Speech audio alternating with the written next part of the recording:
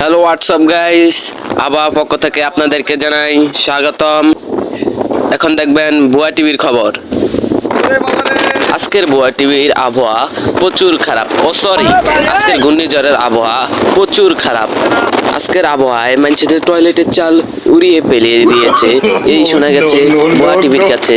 বুয়া টিভির কাছে আরেকটা নিউজ এসেছে, ঘূর্ণিঝড়ের কারণে মেয়েদের মেকআপ বক্সের ফ্যাক্টরি তুফানে ফেলে দেওয়া হয়েছে।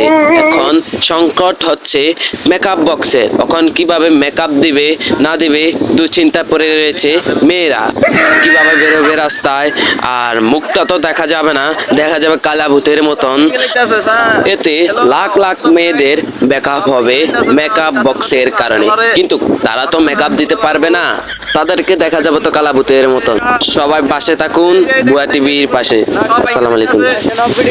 90°C, 1090°C, আরো 10 ডিগ্রি বাকি রয়েছে।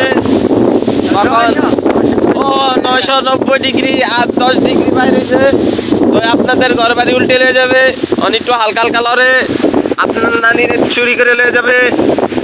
বুয়া টিভির পাশে থাকুন। বুয়া টিভির পক্ষ থেকে সব বাইকে চুরি লাইতেছে। আবহাওয়া অফিস থেকে জানাচ্ছি 909°C, আরো বাইরে হয়েছে 91°। যদি আপনাদের